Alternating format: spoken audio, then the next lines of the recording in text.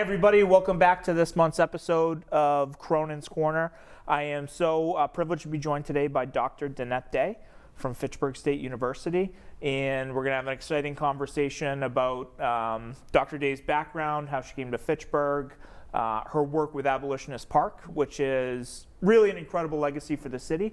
I think it, especially in light of the social justice movement that has been so profound in so many ways across our country over the past few years, and also talk about broadly creating opportunity for young people here in North Central Massachusetts.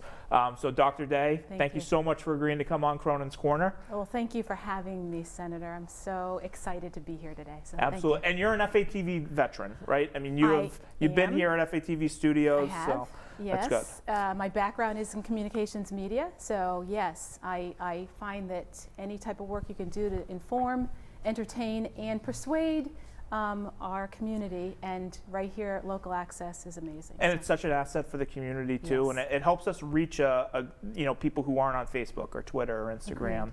Yeah. And it's a great medium and a great asset for the city of Fitchburg. So to just get started, can you talk about your career in education and how you came to teach at Fitchburg State? Yes.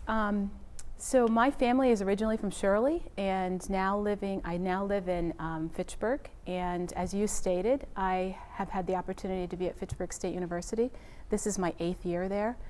My background is education.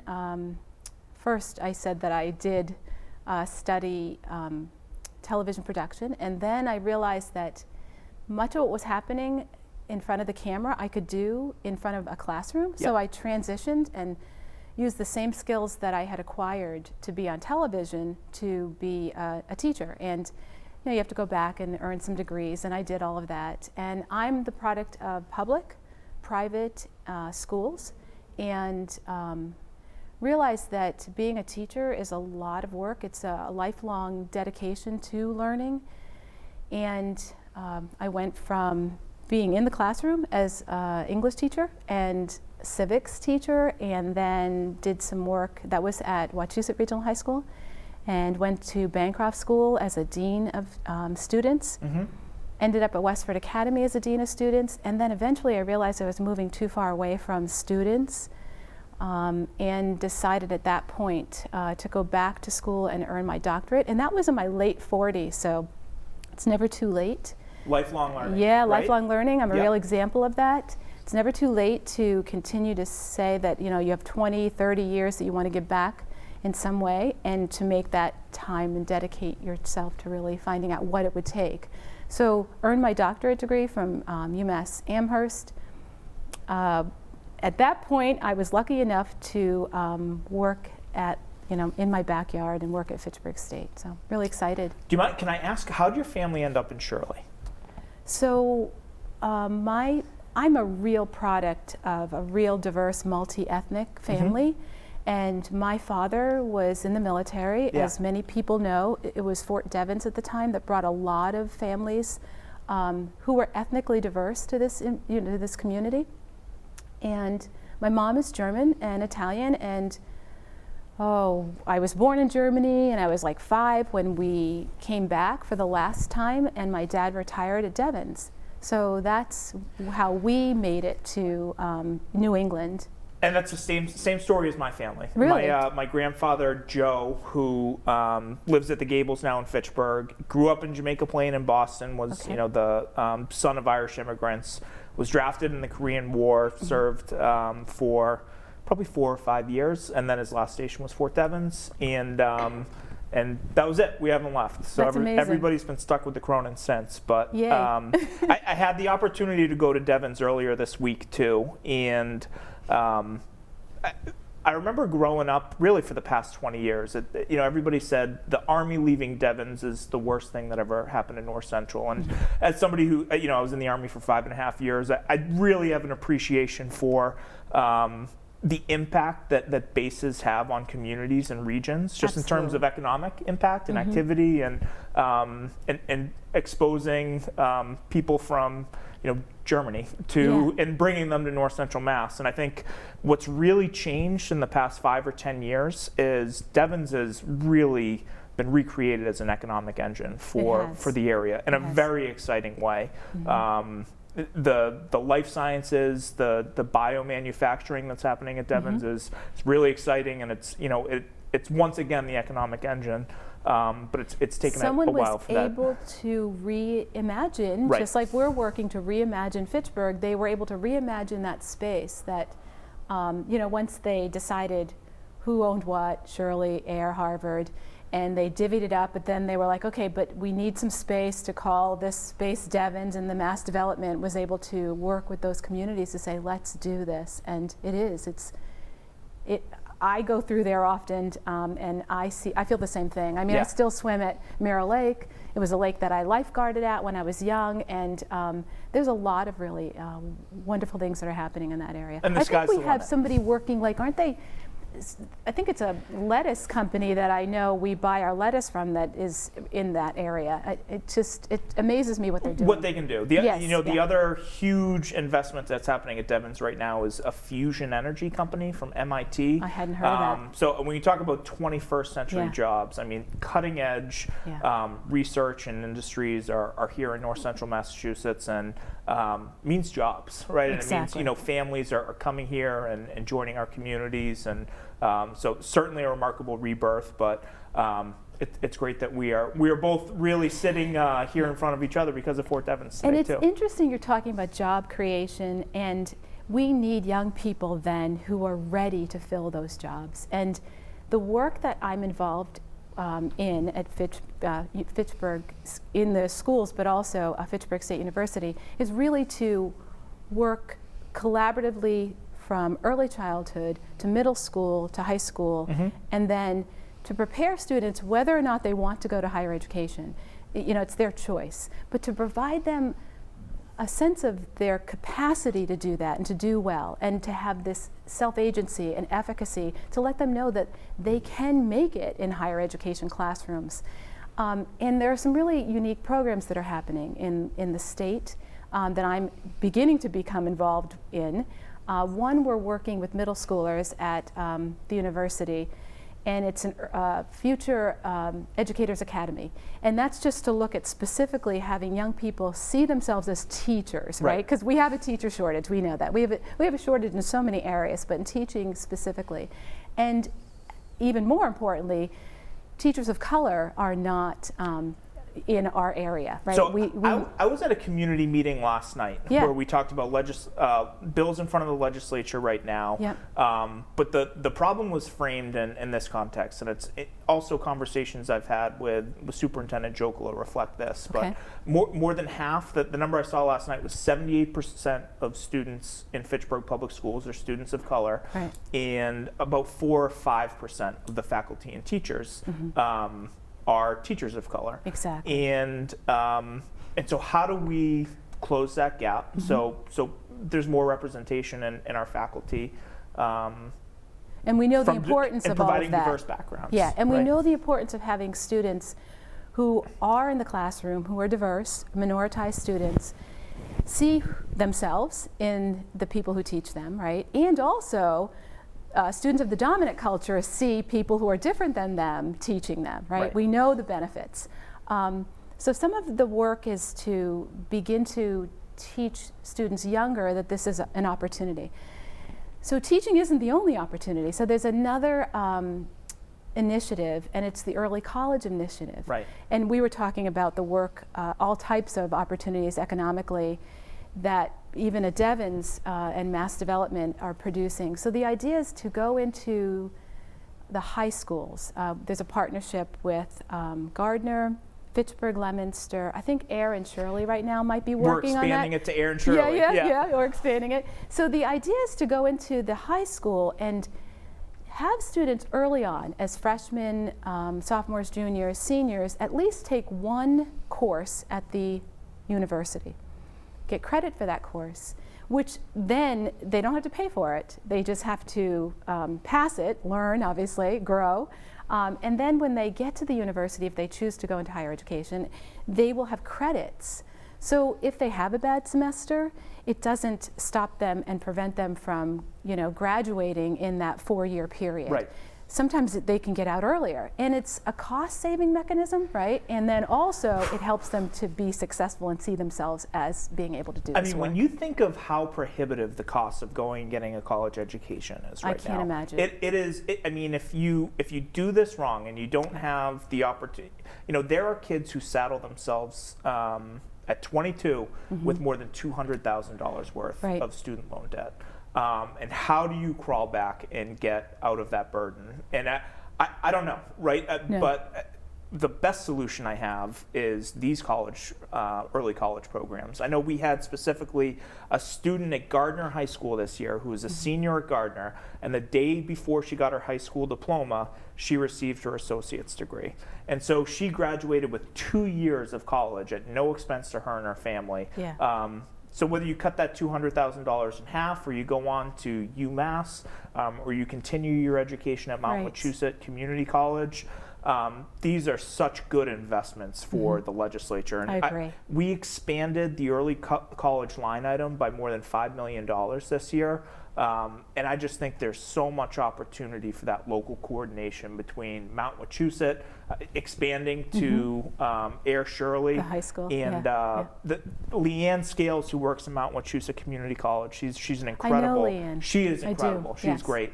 Agreed. But she always says, and this is the most powerful argument I think to sustain these programs. If we get a first-generation kid in high school in an early college program, their chances of, one, matriculating, and then two, getting a degree from a college more than doubles. Yes. Right? Because they're exposed to something, they look Absolutely. around, they see their classmates, they see their professors, they're on a college campus, and they say, we can do this. Right. So very, very exciting. It is exciting. So thank you for your work on those initiatives and those the legislative support that you're committed to, and you're seeing it. It's happening. It's working, and we have to continue it. So, absolutely. So I really loved this work, and the first year experience work also is another avenue to support not only students who want to be educators, not merely students who are going to support our local economy, right? But also students who are coming from a lot of areas and other states and even ones that transfer, but they might not see themselves being prepared, and they haven't had any of those other initiatives we're talking about in their community. Maybe they didn't have the AP opportunities, maybe they didn't have dual enrollment, and they come onto our campus and they want to be there, and they still don't understand habits of mind and some of the advocacy work that they have to do for themselves. They might not know how to approach a professor. So we do this first year experience course that gives them a sense of all the resources that are offered at the university, connecting them to opportunities just to get to know who they are at their age of development, their stage of development. So that is another space where we're trying to build students so that they can matriculate, they can persist, and they feel a sense of belonging, to the university. And that must be the time to catch kids too, right? Because when they're leaving high school, they're leaving their nest, they've lost all the social support that they've had, whether it's housing or dinner at the end of the day. Exactly. And they're out of the family structure really for the first time. How many kids are involved in that program? Every student that comes into the university as freshmen now take the first year experience course. Interesting. Yeah, it is interesting, and we even now, I think we're at the point now where even transfer students are in that course. So, and we talk about other skills too, not just their own, like getting to know who they are. Right. But also we're even looking at doing a reading program to really support their literacy, information literacy. The idea that libraries and the resources of information literacy is another aspect of that course. There's a lot of skill development too around that. I guess at the end of the day, you're trying to identify the competencies that they show up and maybe don't have at the level that they need to succeed at Fitchburg State. It's very true. Trying to get them there as quick as they can so they can go on and be successful. And offices that sometimes students don't.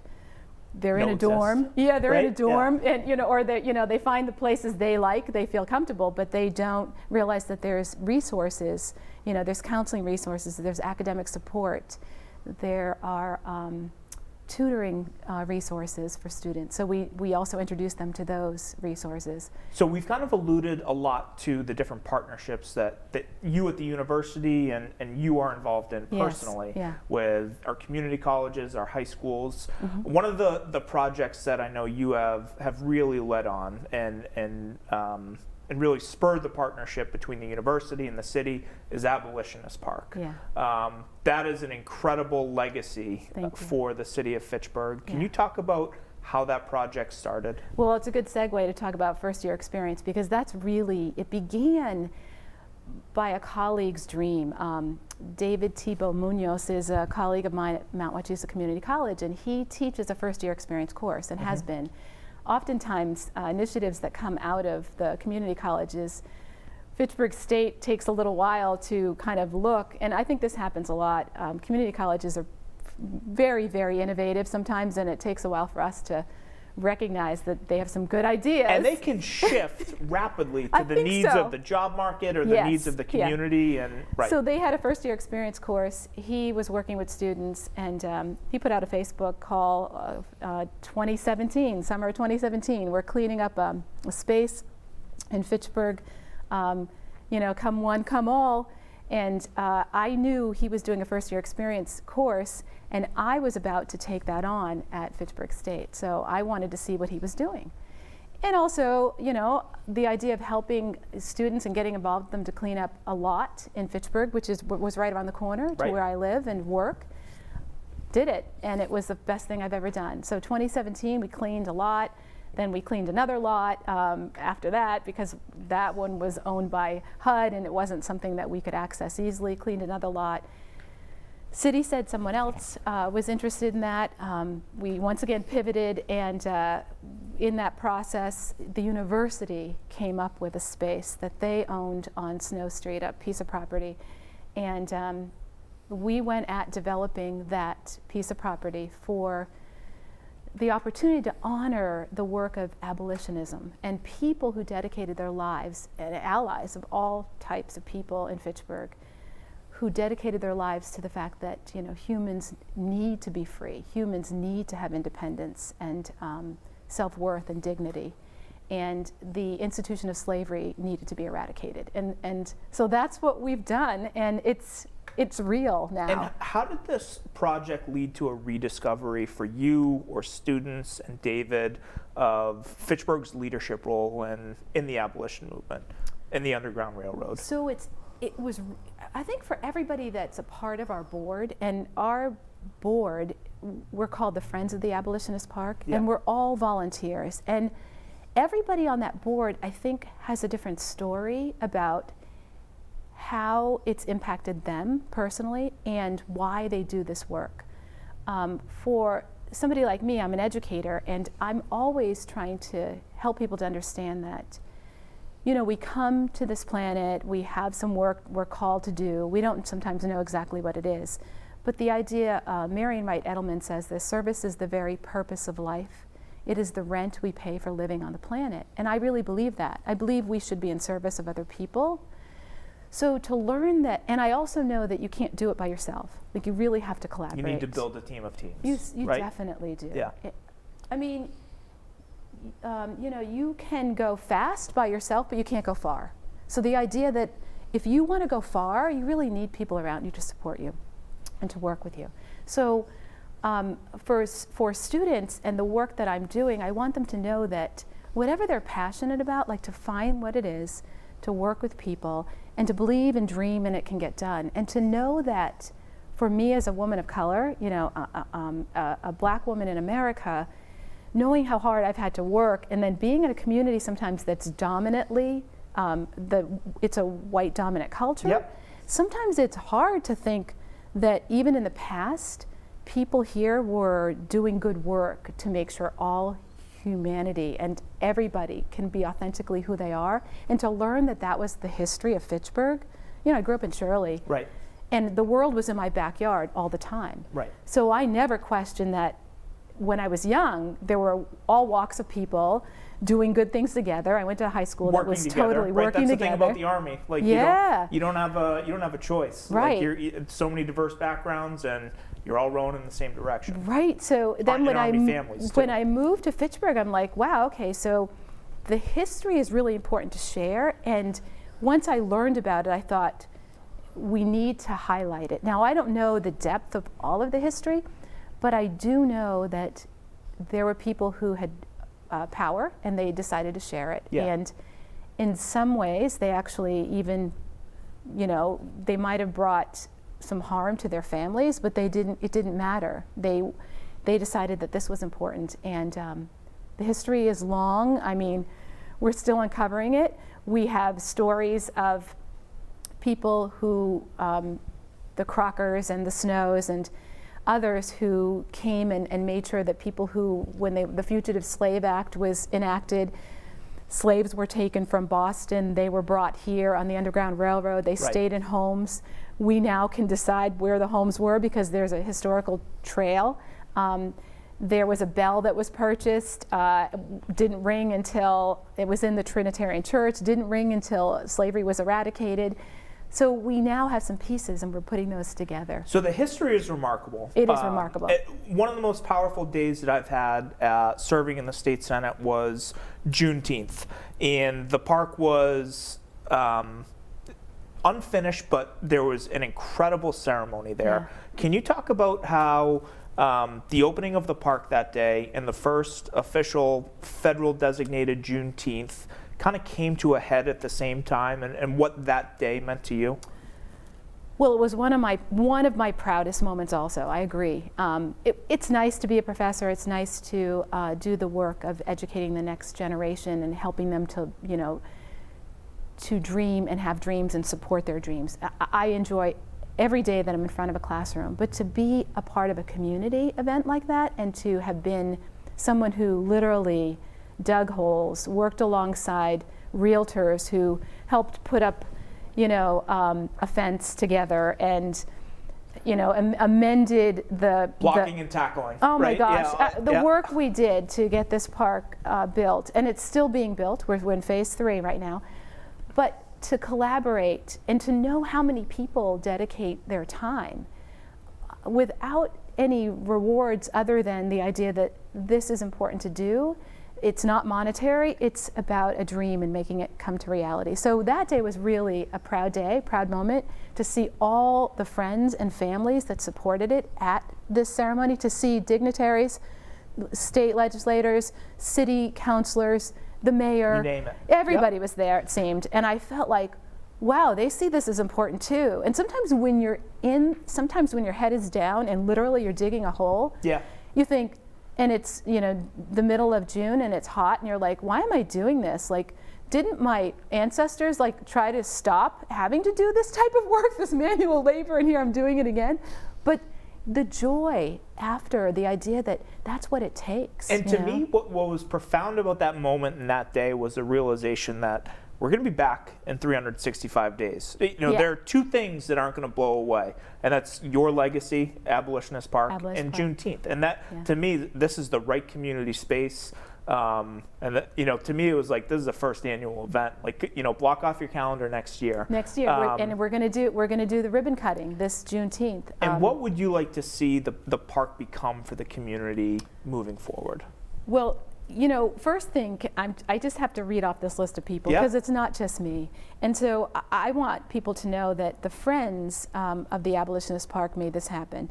And, the Friends board is David Thibault Munoz, Simone Blake, Sam Squalia, who's a city councilor, Lanaya Thomas, Edwin Encarcion, Jenna Boss, Christina Sanborn, Jesse Olson, Ruby Hall, Tundi Alderondo, Tristan Sosi, Bernie Schultz, who is also a city councilor, and Julianne Gonzalez. And so these are the people who are on the board.